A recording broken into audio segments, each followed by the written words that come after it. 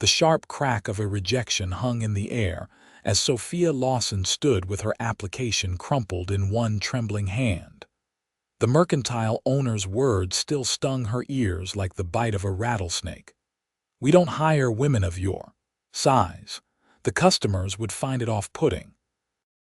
Ellsworth, Kansas, 1874, a town sprouting from the dusty plains like so many others along the cattle trails. The summer heat pressed down on Sophia's shoulders as she stepped back onto the wooden sidewalk, her breath coming in short bursts. At 24 years of age, she had journeyed west after her parents' passing, hoping to start anew. But Ellsworth seemed determined to close every door before she could even knock. This was the 7th rejection in 3 days. The seamstress claimed her fingers were too thick for delicate work. The hotel manager insisted she'd break their furniture. The restaurant owner declared she'd scare away customers. Each refusal peeled away another layer of Sophia's dwindling hope. She dabbed at her damp forehead with a handkerchief, adjusting her worn blue dress, one of only 3 she owned.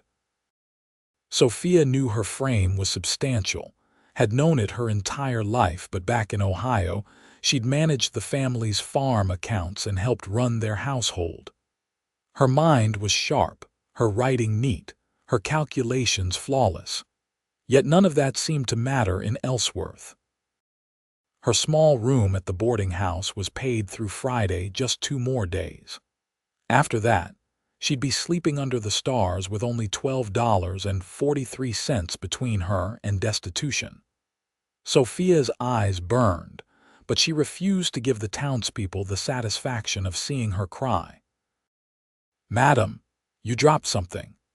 Sophia turned to find a tall man in trail, dusty clothes holding out her reference letter, which had fallen from her bundle of papers. His skin was tanned by the sun, his sandy brown hair slightly too long beneath a well-worn Stetson. The man's blue eyes held no mockery, just a simple offer of assistance. "Thank you," she said, taking the paper and tucking it away. "Not that it's doing me much good." The stranger nodded toward the mercantile she'd just exited. "Old Perkins turned you down, him and everyone else in this town." The words spilled out before she could stop them. Sophia straightened her shoulders. "I apologize. You don't need to hear my troubles." The man studied her with a thoughtful expression. "What kind of position are you looking for? Anything honest?" "I can keep books, manage inventory, write correspondence. I'm good with numbers." She paused. "But it seems my qualifications don't matter as much as—" She gestured vaguely at herself. "Cole Blackwell," he said, extending a hand. "I own the Double B Ranch about 5 miles outside town." Sophia hesitated before accepting his handshake. His grip was firm but not crushing, calloused from work. "Sophia Lawson." "Miss Lawson, as it happens, I'm in need of someone who's good with numbers. My previous foreman kept the books, but he moved on last month. I've been making a mess of things since then." Hope flickered inside her, fragile as a candle in the wind. "You're offering me work. If you can manage accounts and correspondence, yes. I've got cattle to move and hands to pay. Papers are piling up faster than tumbleweeds in my office." His expression remained earnest. $25 a week, plus room and board at the ranch. Sophia's breath caught. $25 was more than twice what the mercantile had been offering the thin, pretty girl who'd been hired before Sophia could even state her case. "That's very generous," she said cautiously. "Why would you pay so much?" Cole shrugged. "Because that's what the job's worth. I need someone reliable, and I don't much care what they look like as long as the books balance." A slight smile softened his weathered face. "Besides, I've found that people who have had to fight harder for what they want often work harder to keep it." Sophia studied him, searching for signs of deception or cruelty. She'd encountered men before who offered positions that turned out to be propositions. But Cole Blackwell's gaze remained steady, his stance respectful. "When would you need me to start?" "Today, if you're willing. I've got a wagon full of supplies." He nodded toward the end of the street where a loaded wagon stood. "We can collect your things from wherever you're staying and head to the ranch." Sophia considered her options, which were painfully few. She could stay in town and face certain destitution, or take a chance on this stranger's offer. Something in his straightforward manner gave her courage. "I'll need to settle my bill at the boarding house and gather my belongings. It won't take long," Cole nodded. "I'll finish my errands and meet you there in an hour." An hour later, Sophia stood outside Mrs. Holloway's boarding house with her single trunk and carpetbag. The landlady had seemed disappointed to see her go, not out of fondness, Sophia suspected, but because she'd been charging Sophia more than her usual rate. When Cole arrived with his wagon, Mrs. Holloway's eyebrows shot up to her hairline, her gaze darting between Sophia and the rancher with undisguised curiosity. "Mr. Blackwell," she said with sudden warmth, "what a pleasant surprise to see you in town." "Madam." Cole tipped his hat. "Just picking up my new bookkeeper, Mrs. Holloway's smile froze. "Bookkeeper? Miss Lawson will be managing the ranch accounts." He helped Sophia load her trunk onto the wagon with ease. "Town's loss is my gain, it seems." The ride to the Double B ranch was mostly quiet. Sophia watched the town recede into the distance, wondering if she'd made a terrible mistake or found an unexpected blessing. The Kansas landscape spread around them, endless grass bending in the summer breeze. "The ranch house has a small room off the kitchen that my last bookkeeper used," Cole explained as they traveled. "It's modest but private. The cook, Maria, lives in the main house too, along with my foreman, Jackson. The rest of the hands bunk in the bunkhouse." "How many men do you employ?" 8 full-time, more during roundup and cattle drives. "We've just finished moving a herd to the railhead, so things are quieter now." As they crested a small rise, the Double B came into view. It wasn't the largest spread Sophia had ever seen, but it was substantial, a main house built of sturdy timber with a wide porch, several outbuildings, corrals, and a bunkhouse. In the distance, cattle grazed on the rolling prairie. "It's lovely," Sophia said honestly. Cole's expression softened with pride. "Built most of it myself over the last 5 years. Started with just a shack and 100 head of longhorns." He guided the wagon toward the main house.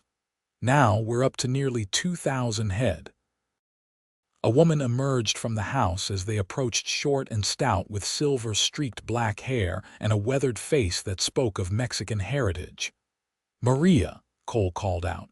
"This is Miss Lawson, our new bookkeeper." Maria wiped her hands on her apron and nodded. "Welcome." "I was beginning to think the boss would drown in paper before he found someone." Cole helped Sophia down from the wagon. "Maria's cooking will make you forget every hardship you've ever faced," he said with a smile. "The woman works miracles with a cast iron pot." "You flatter, so I'll make those sweet rolls you like," Maria retorted, but her eyes crinkled with affection. She turned to Sophia. "Come, I'll show you your room while Mr. Blackwell brings in your things." The room was indeed small but clean and functional, a narrow bed with a quilt, a chest of drawers, a small writing desk by the window, and a washstand. The window overlooked a kitchen garden where herbs and vegetables grew in neat rows. "Bathrooms down the hall," Maria explained. "We have running water. Mr. Blackwell insisted on modern plumbing when he expanded the house last year." Sophia felt a knot of tension begin to unwind. Running water was a luxury she hadn't expected. "The office is through that door." Maria pointed to a door on the other side of the kitchen. "It's where all the ranch business happens, and where the mess is that you'll be sorting out." Cole appeared in the doorway with Sophia's trunk.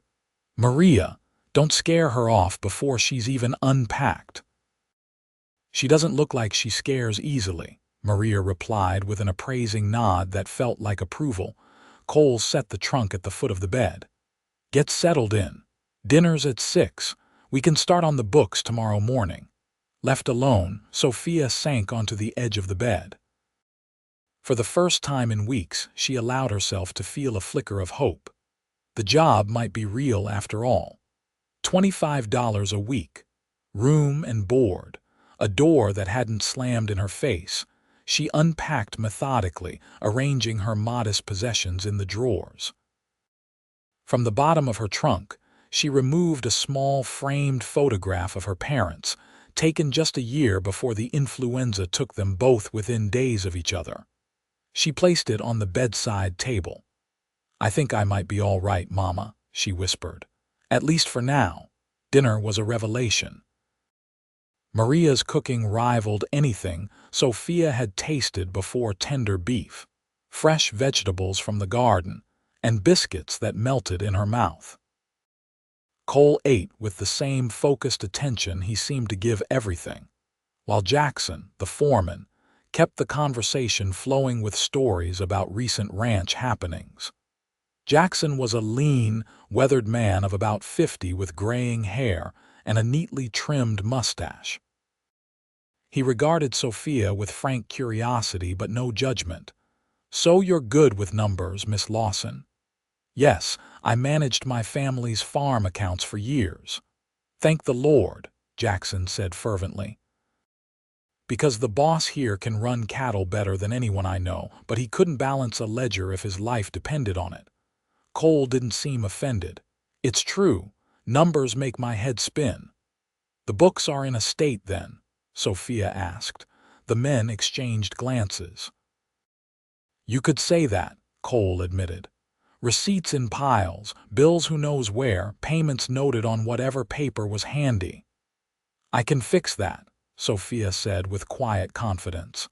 This, at least, was something she knew she could do. The next morning, Sophia discovered that Cole hadn't been exaggerating about the state of the accounts. The office was a modest room with a large desk, several chairs, and bookshelves lining one wall. But every surface was covered with papers: receipts, bills, letters, telegrams, cattle counts, supply inventories, all jumbled together without any apparent organization. "I did warn you," Cole said from the doorway, watching her stunned expression with a hint of embarrassment. Sophia rolled up her sleeves. "I'll need a few days just to sort through everything." "Take whatever time you need. I've got to ride out to the north pasture with Jackson, but I'll be back by supper." He hesitated. "If you need anything, Maria knows where most things are kept." Alone in the chaos, Sophia began the methodical work of creating order. By midday, she'd sorted the papers into basic categories: expenses, income, correspondence, and miscellaneous. After a quick lunch provided by Maria, she started creating proper ledgers for the ranch's accounts. The work absorbed her completely. For the first time in months, she felt useful, competent. Her size didn't matter here among the papers and numbers. What mattered was her mind, her attention to detail, her ability to make sense of the disorder. When Cole returned that evening, she had cleared half the desk and created a basic system for tracking expenses. "This is remarkable," he said, examining her work. "You've done more in one day than I managed in a month." "I've only scratched the surface," Sophia cautioned. "But I think I understand your operation a bit better now." Over dinner, she explained her findings: where money was flowing in and out, where records were incomplete, what information she still needed. "You're right about the Peterson account," Cole acknowledged when she mentioned a discrepancy. "He never did pay for those 2 heifers he bought in April." Jackson looked impressed. "You figured that out from this mess already?" The receipt had a note saying payment pending, but no record of it ever coming in. Cole nodded thoughtfully. "Peterson's usually good for it." I'll have a word with him when I'm in town next week." That night, Sophia wrote in her journal for the first time in weeks, "I found employment at the Double B Ranch. The owner, Mr. Blackwell, hired me when no one in town would. The pay is generous, the accommodations comfortable, and the work satisfying. I don't know how long it will last, but for now, I am grateful for this opportunity." The days fell into a rhythm. Sophia spent her mornings organizing the books, her afternoons implementing systems to keep the ranch's finances in order, and her evenings enjoying Maria's cooking and the conversation around the dinner table. Cole was often away during the day, tending to ranch business, but he always made time to check her progress and answer any questions. A week into her employment, Sophia had established a filing system, created proper ledgers, and compiled a list of outstanding debts owed to the ranch. When she presented her findings to Cole, his expression of relief made her feel truly valued for perhaps the first time in her life. "I had no idea we were owed so much," he said, reviewing the figures. "And these supply costs, you're right, we're paying too much for feed. I'll speak to Simmons about that. I've also drafted letters to the parties with outstanding balances," Sophia said, passing him several neatly written pages. "They just need your signature." Cole read through them, eyebrows rising. "These are firm but fair." He looked up at her with genuine admiration. "You have a talent for this." The compliment warmed her from within. "Thank you for giving me the opportunity to use it." Their eyes held for a moment longer than necessary. Cole cleared his throat and looked away first. "I'm heading into town tomorrow. Is there anything you need?" Some additional ledger books would be helpful, and perhaps some file folders if the mercantile carries them. "Consider it done." The next evening, Cole returned with not only the requested supplies but also a small box of chocolates. "A thank you for putting up with my accounting disaster," he explained, looking almost shy as he placed them on her desk. Sophia stared at the unexpected gift. "This is very kind of you, Mr. Blackwell." "Cole," he corrected gently. "After seeing the horrors of my bookkeeping, I think we can dispense with formalities." She smiled. "Cole, then, and I'm Sophia." That night, she savored one of the chocolates before bed, wondering at how quickly her circumstances had changed, from desperation to stability in just over a week. The taste of chocolate was sweet, but the taste of respect was sweeter still. As July gave way to August, the heat intensified. Sophia's small room became stifling despite the open window. One afternoon, as she worked in the office with the door open for any hint of breeze, Cole stopped by with a proposition. "Jackson and the Hands are moving cattle to the eastern pasture today, and I need to ride out and check some fencing on the north property line." He hesitated. "I thought you might like to come along, get out of the house for a bit." Sophia looked up in surprise. "Me, on horseback, the wagon," he clarified. "There's a creek up there that's still running despite the heat. Thought we could bring a picnic lunch." The idea of escaping the stuffy house was tempting, but Sophia hesitated. "I'm not sure I'd be much help with fencing." Cole's expression was earnest. "It's not about help. You've been working hard, and I thought you might enjoy seeing more of the ranch, but if you'd rather stay." "No," Sophia said quickly. "I'd like to come." Maria packed them a basket with cold chicken, biscuits, and apple pie. Cole helped Sophia up onto the wagon seat, his hands strong and sure at her waist. The brief contact sent an unexpected flutter through her chest. They traveled north across the rolling prairie, the landscape dotted with wildflowers despite the summer heat. Cole pointed out landmarks as they went, the lightning-struck oak where the property line began, the distant hills that marked the edge of his range, the shallow depression where buffalo had once wallowed. "It's beautiful," Sophia said, taking in the vastness of the sky and land. "So different from Ohio." "What was your home like there?" Cole asked. "Green, smaller. Our farm was just 60 acres, mostly corn and hay with some dairy cows." She found herself telling him about her childhood, her parents, the illness that had taken them both, and the cousin who'd quickly sold the farm out from under her. "That's why I came west," she concluded. "There was nothing left for me there." Cole nodded, his eyes on the horizon. "I came west after the war. Couldn't settle back into Virginia life after what I'd seen." He didn't elaborate on which side he'd fought for, and Sophia didn't ask. Those wounds were still fresh across the country. "How did you end up in Kansas?"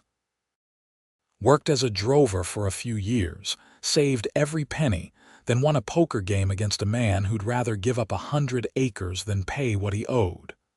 Cole smiled at the memory. "It wasn't much land, but it was a start. Built from there." They reached a copse of cottonwoods where a small creek still trickled despite the summer drought. Cole helped her down from the wagon, then unloaded their picnic and a pair of canteens. "The fence line is just beyond those trees," he explained. "We can eat first, then I'll check if any repairs are needed." They spread a blanket in the shade of the largest cottonwood. The temperature was noticeably cooler by the water, and a gentle breeze rustled the leaves above them. Sophia removed her bonnet, relishing the feeling of air on her face. Cole watched her with a thoughtful expression. "You know, I've been meaning to tell you you've transformed the ranch operations in just a few weeks.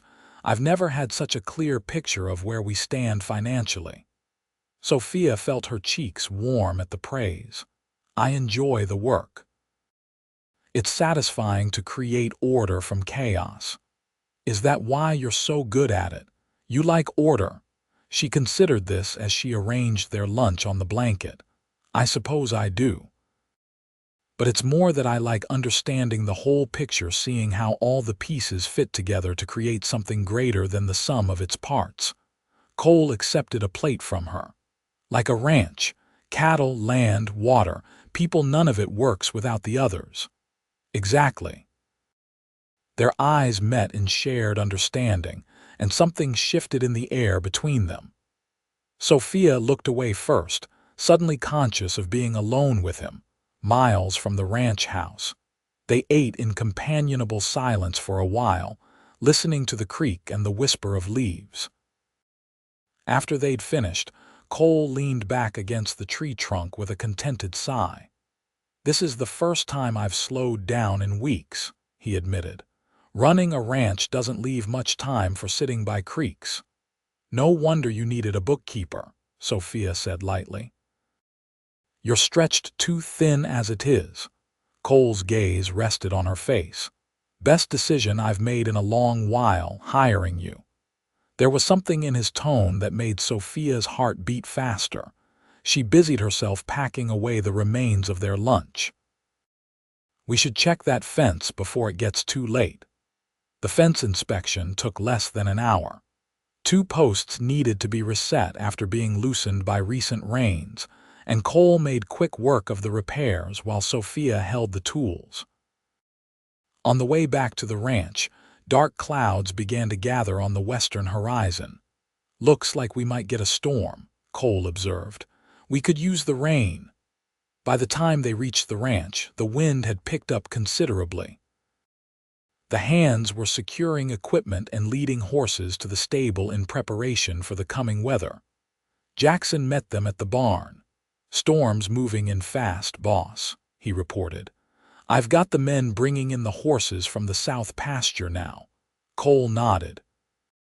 "I'll help as soon as I get Miss Lawson back to the house." He turned to Sophia. "You should get inside. These summer storms can turn nasty quick." Sophia hurried to the house as the first fat raindrops began to fall. Maria was in the kitchen, closing windows against the coming downpour.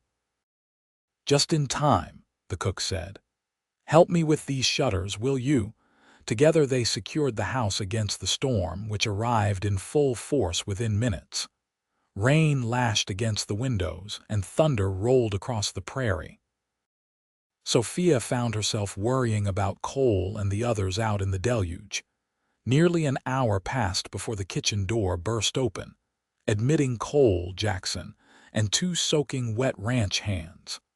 They brought with them the smell of rain and wet leather, shaking water from their hats and coats. "All the horses are in," Cole reported as Maria handed out towels. "No damage that I can see, but we'll have a better look in the morning." Sophia instinctively moved to the stove. "I'll make coffee." Cole's grateful smile sent warmth through her despite the chill in the air. "That would be most welcome." The storm continued through dinner, creating a cozy atmosphere in the kitchen as they ate by lamplight. The ranch hands returned to the bunkhouse between downpours, leaving just Cole, Jackson, Maria, and Sophia at the table. Jackson regaled them with tales of worse storms he'd weathered, including one that had sent a cow flying into a tree. "Not sure who was more surprised, me or the cow," he concluded to general laughter. After dinner, Jackson retired to his room and Maria began tidying the kitchen. Cole invited Sophia to join him in the small sitting room where a modest fire had been lit to ward off the storm's chill. "I hope today's outing wasn't too taxing for you," he said as they settled into chairs near the hearth. "Not at all. I enjoyed seeing more of the ranch." Sophia watched the play of firelight on his features. In the soft glow, the lines around his eyes seemed less from weariness and more from laughter. "May I ask you something?" "Of course." "Why did you really hire me?" The question had lingered in her mind for weeks.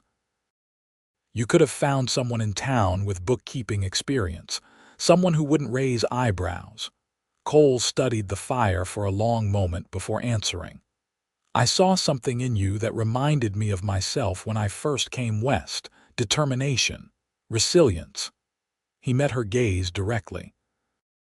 "And I've learned to recognize when someone is being judged for all the wrong reasons." "What do you mean?"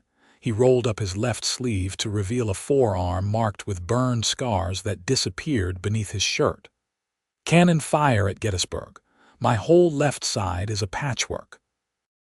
He lowered his sleeve. "When I first tried ranching, folks were happy to take my money but not to consider me a real part of their community. Damaged goods, they thought." "I'm sorry," Sophia said softly, understanding dawning. "That's why you built your ranch so far from town," Cole nodded. "Figured actions would speak louder than appearances eventually. The ranch is successful now, so suddenly my scars don't matter so much." His expression hardened briefly. "But I don't forget who was kind and who wasn't. And you saw the same happening to me in town. I saw good people missing out on your obvious talents because they couldn't see past your size." He leaned forward. "Their loss, my gain." Sophia felt tears prick her eyes at his straightforward honesty. "Thank you for giving me a chance. You've more than earned your place here, Sophia." The way he said her name, soft and low, made her breath catch. "I hope you'll stay, not just for a few months, but longer." Before she could respond, a tremendous crack of thunder shook the house, and the lights flickered. Maria called from the kitchen, "I'm putting out more lamps just in case." The moment broken, Cole rose to help. Sophia remained by the fire, his words echoing in her mind. "I hope you'll stay." For the first time since leaving Ohio, she found herself wanting to put down roots. The thought was as terrifying as it was exhilarating. The storm passed in the night, leaving behind a freshly washed world. The following weeks brought the steady work of summer on a cattle ranch, moving herds to fresh pasture, repairing equipment, and preparing for the fall roundup. Sophia continued to refine the ranch's financial systems, even riding into town with Cole to open a proper account at the bank. Their visit to Ellsworth caused quite a stir. Mrs. Holloway, the boarding house owner, made a point of greeting them effusively on the street. Mr. Perkins, who had refused to hire Sophia at the mercantile, suddenly found urgent business to discuss with Cole. Most telling was the banker's dramatic change in attitude from barely acknowledging Sophia on her previous visits to town to offering her tea and calling her our valued customer. As they left the bank, Cole remarked dryly, "Amazing how quickly perceptions change when you're associated with a successful ranch." Sophia adjusted her hat against the August sun. "It's not just the ranch, it's you. They respect you." "They respect success," Cole corrected. "But I'll take it if it means they treat you properly." They stopped at the mercantile for supplies. Mr. Perkins himself came forward to assist them, his previous disdain for Sophia apparently forgotten. "Mr. Blackwell, Miss Lawson, what can I get for you today?" His smile was so broad it must have pained him. Cole glanced at Sophia with a raised eyebrow, silently deferring to her. The small gesture of respect wasn't lost on Perkins, whose smile faltered slightly. "We need office supplies," Sophia said, producing a list. "And I believe Mr. Blackwell has a separate list for ranch supplies." Of course. I'll gather these items right away." Perkins took her list with a little bow. As he hurried away, Cole leaned closer to murmur, "You're handling him better than I would." "I'd be tempted to remind him how quickly he showed you the door a month ago." Sophia smiled. "Living well is the best revenge, isn't that what they say?" Their eyes met, and something warm and unspoken passed between them. Cole's gaze dropped briefly to her lips before he straightened and cleared his throat. "I should check if they have that new fencing wire Jackson wanted." Throughout the day, Sophia noticed the sideways glances and whispered comments as they moved about town. By the time they were ready to return to the ranch, she felt drained from the constant scrutiny. "Are you all right?" Cole asked as he helped her into the wagon. "You've gone quiet." "Just tired of being the subject of gossip," she admitted. "Every time someone looks at us, I can almost hear what they're thinking. What is a man like him doing with a woman like her?" Cole's expression hardened as he took the reins. "Let them talk. What matters is what we think, not them." The "we" in his statement lingered in Sophia's mind all the way back to the ranch. What exactly were they to each other? Employer and employee, certainly. Friends, perhaps. But the moments of connection between them hinted at something more, something neither had given voice to. That evening after dinner, Sophia worked late in the office trying to distract herself from thoughts of Cole. A soft knock at the door startled her. Cole stood in the doorway with 2 cups of coffee. "Thought you might need this if you're working late." "Thank you." She accepted the cup gratefully. "I'm just finishing the quarterly projections." He settled into the chair across from her desk, a familiar position now. They often spent evenings discussing ranch business, their conversations gradually expanding to include books they'd read, places they'd seen, and dreams they harbored. "Today in town," Cole began, then paused to sip his coffee. "It bothered me the way people looked at us." Sophia tensed. "I understand. It must be uncomfortable for you to have people wondering." "No," he interrupted firmly. "You misunderstand. I wasn't bothered for my sake. I was bothered for yours." His blue eyes were intense in the lamplight. "You deserve better than their small-minded judgments." Relief washed through her. "Oh, Sophia," Cole set down his cup. "I need to say something, and I hope it won't make things awkward between us." Her heart began to pound. "What is it, these past weeks, having you here at the ranch? It's changed things, changed me." He ran a hand through his hair, a gesture she'd come to recognize as a sign of nervousness. "I find myself looking forward to our conversations more than anything else in my day. I catch myself making excuses to stop by the office just to see you." Sophia could hardly breathe. "Cole, I know I'm your employer and that creates a complication. I would never want you to feel pressured or obligated." He leaned forward. "But I need you to know that I care for you, Sophia, not as an employee, as a woman." The confession hung in the air between them. Sophia's mind raced with 1,000 thoughts: the impropriety, the potential for gossip, the risk to her position. And beneath it all, the undeniable truth that she had been falling in love with Cole Blackwell since the day he offered her a job when no one else would. "You don't have to respond now," Cole said into the silence. "I just wanted to be honest with you." Sophia found her voice at last. "I care for you too, Cole, very much." The admission made her feel both vulnerable and liberated. "But you're right, it's complicated." Relief softened his features. "Then we'll navigate the complication together, at whatever pace feels right to you." Their relationship shifted subtly after that night. Nothing improper occurred. Cole was scrupulously respectful of propriety, but there was a new openness between them. Their hands might brush when passing documents. They might sit a little closer during evening conversations. Their eyes sought each other more frequently across rooms. Maria noticed, of course. The cook had a sixth sense for the emotional undercurrents in her kitchen. "He looks at you like you hung the moon," she told Sophia one morning as they prepared breakfast. "I haven't seen him this happy since he bought this land." Sophia felt her cheeks warm. "We're just friends." Maria's knowing smile said she wasn't fooled. "Friends who light up when the other enters a room. I'm old, not blind." September brought cooler temperatures and preparations for the fall roundup. The ranch became a hive of activity as additional hands were hired temporarily and supplies were readied. Sophia found herself busier than ever, managing the increased expenses and preparing to pay the extra workers. One evening, Cole invited her to ride out with him to a ridge overlooking the ranch. The sunset painted the sky in spectacular oranges and pinks as they sat side by side on a fallen log.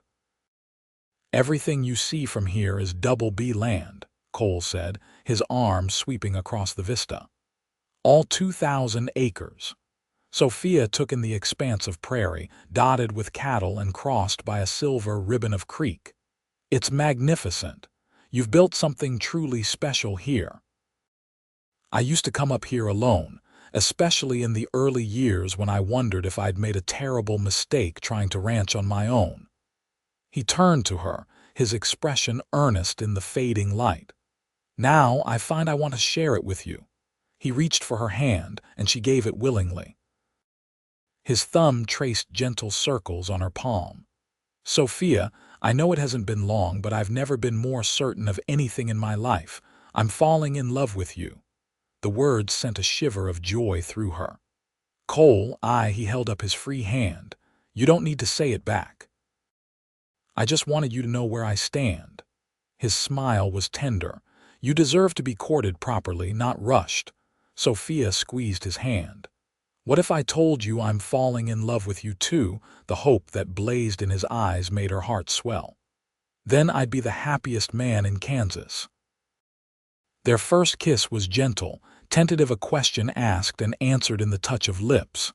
When they parted, Cole rested his forehead against hers, his breath warm on her face. "I should have done that weeks ago," he murmured. Sophia smiled. "Better late than never." They rode back to the ranch in the gathering dusk, shoulders touching, a new understanding between them. At the house, Cole helped her down from her horse with lingering hands at her waist. "Good night, Sophia," he said softly, pressing a chaste kiss to her cheek before leading the horses to the stable. She touched the spot where his lips had been, marveling at how quickly life could change. The fall roundup consumed the ranch for the next 2 weeks. Cole was often gone from dawn until dusk, working with the hands to gather cattle from the far corners of the property, count them, brand calves, and prepare the market-ready steers for the drive to the railhead in Ellsworth. Sophia threw herself into her own work, preparing payments for the temporary hands and organizing the sale documentation for the cattle being sent to market. She found unexpected satisfaction in being an essential part of the ranch's operation. her ledgers and calculations as vital as the ropes and saddles of the cowboys. The night before the cattle drive to Ellsworth was to begin, Cole knocked on her office door. He looked exhausted but pleased, his face sunburned from days in the saddle. 412 steers ready for market, he reported, collapsing into the chair across from her desk. Should fetch a good price in Kansas City. I've prepared all the paperwork, Sophia said, handing him a folder. And the bank is expecting the draft when you reach town. Cole took the folder but set it aside without opening it. You're remarkable, you know that. I don't know how I managed this place before you came. Sophia smiled. Poorly, according to your ledgers, he laughed, the sound warming her from within. Guilty as charged. His expression grew more serious. I'll be gone for about a week with the drive. Jackson will stay here to manage things. I'll keep everything running smoothly, she promised. Cole hesitated, then reached across the desk to take her hand. When I get back, I'd like to speak with you about something important. Sophia's heart fluttered. Oh, something I've been thinking about for a while now. His thumb caressed her knuckles, but it should wait until I return. The week of Cole's absence stretched endlessly. Sophia kept busy with ranch business, but evenings were quiet without his presence. She found herself standing on the porch each night, looking toward town, though she knew it was too soon for his return. On the 6th day, as Sophia was updating the cattle inventory in the office, she heard the sound of approaching riders. Heart racing, she hurried to the porch, expecting to see Cole leading the returning hands. Instead, Jackson rode in alongside a local rancher Sophia recognized as Henry Peterson, the man who had been late paying for his heifers. Miss Lawson, Jackson called, dismounting stiffly. Peterson here says there's trouble in town, something about Cole. Cold fear gripped her. What kind of trouble? Peterson removed his hat, looking uncomfortable. There was a fight at the Longhorn Saloon last night. Some drunk cowhands from the bar started saying ugly things about you and Blackwell. Sophia's throat tightened. Go on. Cole took exception. Fists flew. But then one of them pulled a knife. Peterson shifted his weight. Cole's at Doc Wilson's. He's alive, but cut up pretty bad. Without hesitation, Sophia turned to Jackson. Have Maria pack some of Cole's things and hitch the wagon. I'm going to town. I'll drive you, Jackson offered immediately. The journey to Ellsworth was tense with worry. Sophia's mind conjured terrible images of Cole bleeding, dying, calling for her. By the time they reached town, her hands were shaking. Doc Wilson's office was a small building just off the main street. Sophia barely waited for the wagon to stop before she was climbing down, rushing inside with Jackson close behind. The doctor, a graying man with spectacles and a perpetually tired expression, looked up from his desk. Miss Lawson, I figured you'd be along once Peterson delivered the news. Where is he? She demanded. Back room. He's stable now, but he lost a fair amount of blood. Wilson gestured toward a door. You can see him, but he needs rest. Cole lay on a narrow bed, his face pale beneath his tan, a bandage visible at his throat and another wrapped around his left forearm. His eyes were closed, but they fluttered open as Sophia approached. Sophia, he murmured, his voice rough, you shouldn't have come into town. She sat carefully on the edge of the bed, taking his uninjured hand in hers. Of course I came. Peterson said you were hurt. A ghost of a smile touched his lips. Should have seen the other fellow. He tried to sit up but winced in pain. Don't move, she ordered. Tell me what happened. Cole sighed, settling back against the pillows. Some bar hands were running their mouths about us, saying ugly things about you. His jaw tightened. I couldn't let it stand. Sophia's eyes filled with tears. You could have been killed. Worth it, he said simply. No one talks about the woman I love that way. The declaration, spoken so plainly despite his injuries, broke something open in Sophia's heart. She leaned forward to press her lips gently to his.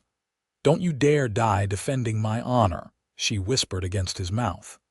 "I'll try not to," he promised, his good hand coming up to cup her cheek. Doc Wilson cleared his throat from the doorway.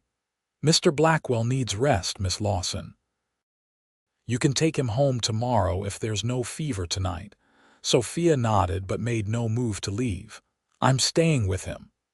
The doctor looked like he might object, then sighed. "I'll bring in a chair for you." Throughout the night, Sophia sat vigil at Cole's bedside, cooling his brow when he grew restless and holding his hand when pain made him grimace. By morning, he was stronger, the color returning to his face. "The cattle drive," he said suddenly, trying again to sit up. "The steers are fine," Sophia assured him. "Jackson confirmed with your foreman, Thomas. They reached the railhead and completed the sale. Everything went as planned." Relief eased the tension in Cole's shoulders. "Good, that's good." Doc Wilson pronounced him well enough to travel by mid-morning, with strict instructions to rest for at least a week. "No riding, no lifting, no exertion of any kind," he emphasized, giving Sophia a meaningful look. "He tore those stitches in his arm, and I'll have to sew him up again." The journey back to the ranch was slow and careful, with Sophia driving the wagon while Cole reclined on a makeshift bed of blankets in the back. Each bump in the road made him wince, though he tried to hide it. "This isn't how I planned to return," he said as the ranch came into view. "I had a much different homecoming in mind." Sophia glanced back at him. "What did you have planned?" A smile tugged at his lips despite his discomfort. "That's still a surprise, for when I'm back on my feet." Maria took charge as soon as they arrived, helping Cole to his bedroom and fussing over him like a mother hen. She shooed away the curious ranch hands who had gathered to see their boss and declared that he would rest if she had to tie him to the bed to ensure it. For the next week, Sophia divided her time between managing the ranch business and tending to Cole. His recovery progressed steadily, though he chafed at the inactivity. She brought ledgers and papers to his bedroom so they could work together, turning his enforced rest into productive time for ranch planning. On the 8th day after the fight, Cole declared himself well enough to get up. "If I stay in this bed any longer, I'll forget how to walk," he insisted when Maria tried to object. He joined them for dinner that evening, moving carefully but with growing strength. Afterward, he asked Sophia to walk with him on the porch, where the early October air was crisp but not yet cold. "I've been doing a lot of thinking while stuck in that bed," Cole said as they stood side by side, looking out at the ranch in the fading light. "About what's important, about what I want for my future." Sophia's pulse quickened. "And what conclusions did you reach?" Cole turned to face her fully. "That I was right about what I wanted to discuss before the cattle drive. That nearly dying only made me more certain." He took her hands in his. "Sophia Lawson, I love you, not despite your size or because of it, but because of who you are, your brilliance, your kindness, your strength." Tears pricked Sophia's eyes. "Cole, I know it hasn't been long," he continued, "but sometimes the heart knows what it wants without needing to consult the calendar." He released one of her hands to reach into his pocket, producing a small gold ring with a modest diamond. "Will you marry me, Sophia? Be my wife, my partner in everything." Joy exploded through her like sunrise. "Yes," she whispered, then louder. "Yes, Cole Blackwell, I will marry you." His face broke into a radiant smile as he slipped the ring onto her finger. When he kissed her, it was with all the passion they'd held in check during his recovery. "I was going to do this under the stars after a proper dinner in town," he murmured against her lips, "with flowers and poetry." Sophia laughed softly. "This is perfect, just us at our home." News of their engagement spread quickly through the ranch and into town. Most of the hands offered sincere congratulations. They had seen firsthand how Sophia's work had improved the ranch's operations. Maria wept happy tears and immediately began planning the wedding feast. In Ellsworth, reactions were more mixed. Some, like Peterson and the banker, sent polite congratulations. Others whispered behind their hands about the odd match the handsome rancher and his oversized bookkeeper. But Cole and Sophia found they cared less about the opinions of others with each passing day. They were married on a clear November afternoon, with a small ceremony at the ranch. Jackson stood as Cole's best man, and Maria gave Sophia away. The ranch hands sat on hay bales arranged in rows, with a few friends from neighboring spreads in attendance. Even Mrs. Holloway from the boarding house made an appearance, bearing a quilt as a wedding gift, and looking slightly bewildered to find herself celebrating a union she would have considered scandalous just months before. The town minister, initially reluctant to perform the ceremony, had a change of heart after Cole made a substantial donation to repair the church roof. He pronounced them man and wife with surprising warmth in his voice. At the reception afterward, the new Mrs. Blackwell found herself approached by Mr. Perkins from the mercantile.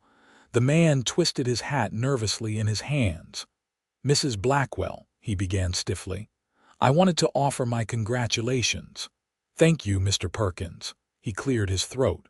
"I also want to apologize for my poor judgment when you first came to town. It was short-sighted of me."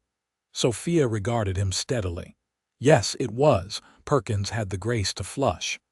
"My wife has been looking for help at the store if you ever tire of ranch life." He trailed off, realizing the absurdity of his offer. "I'm afraid Mr. Blackwell pays me far too well to consider other employment," Sophia replied with a serene smile, "but I'll keep it in mind." Cole appeared at her side, his hand settling naturally at the small of her back. "Everything all right here?" "Mr. Perkins was just offering me a job," Sophia told him, unable to keep the amusement from her voice. Cole's eyebrows rose. "Is that so? Well, I'm afraid I can't spare my wife, Perkins. She's essential to the operation." The pride in his voice made Sophia's heart swell. After the guests departed, Cole led Sophia to the ridge where he had first told her he loved her. The sunset painted the sky in brilliant colors, much as it had that day. "I have a wedding gift for you," he said, producing an envelope from his jacket. Sophia opened it to find a legal document, the deed to the Double B Ranch, with both their names listed as owners. "Cole," she breathed, stunned. "This is too much." He shook his head. "It's exactly right. This ranch is what it is today because of both of us. You're not just my wife, you're my partner in every sense of the word." She kissed him, pouring all her love into the gesture. When they parted, both were breathless. "I have something for you too," Sophia said, suddenly shy. "Though it's not official yet." Cole looked at her expectantly. "I've been feeling unwell in the mornings," she explained, watching understanding dawn in his eyes. Maria suspected first. Doc Wilson confirmed it yesterday. Joy spread across Cole's face. "A baby. We're having a baby," Sophia nodded, tears of happiness spilling down her cheeks. "In late spring, he thinks." Cole whooped with delight, lifting her off her feet in a gentle spin before setting her carefully down. "That's the best wedding gift imaginable." As twilight settled over their land, Cole and Sophia Blackwell stood with their arms around each other, looking out over the ranch that had brought them together. "I never thought I'd find this," Sophia admitted softly. "A home, a purpose, someone who sees me for who I am." Cole pressed a kiss to her temple. "And I never thought I'd find someone who would look at my scars, both the ones you can see and the ones you can't, and still choose to build a life with me. We make quite a pair," she said, smiling up at him. "The best kind," he agreed. the kind that's stronger together than apart. In the spring of 1875, Sophia gave birth to a healthy son they named William Jackson Blackwell. Cole paced the porch throughout her long labor, wearing a path in the boards until Maria finally called him inside to meet his child. The sight of Sophia holding their son, tired but radiant, was one Cole would treasure for the rest of his life.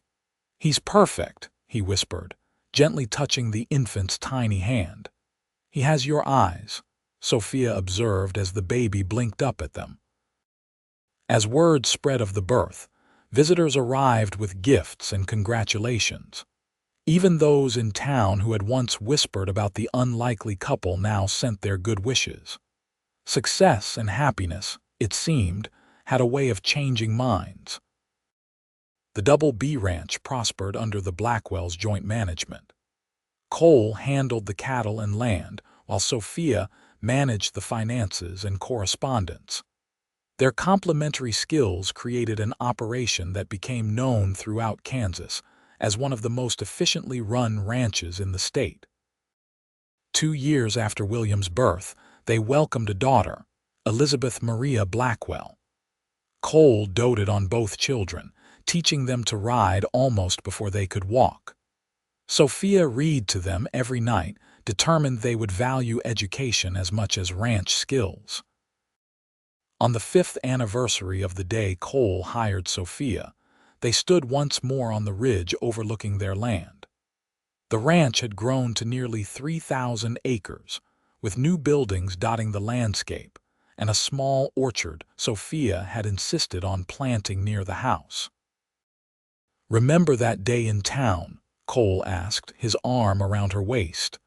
"When you'd been turned down everywhere you tried?" Sophia leaned into him. "How could I forget? It was the worst day of my life, and then the best. I knew as soon as I saw you standing there with your crumpled application that you had something special." He kissed the top of her head. "Best decision I ever made, offering you that job. And the best wage anyone ever offered," Sophia teased. $25 a week was a fortune." Cole laughed. "Worth every penny and more." He turned her to face him. "You know what I was thinking that day, that the people in that town were fools for not seeing what was right in front of them." "And what was that?" His eyes were tender as they met hers. "A woman who could change everything. Who could make a house into a home, a business into a success, and a lonely man into a happy one." Sophia felt the same rush of love she'd experienced the first time he'd looked at her with genuine respect. "I'm glad you saw me," she said softly. "The real me. I always will," he promised.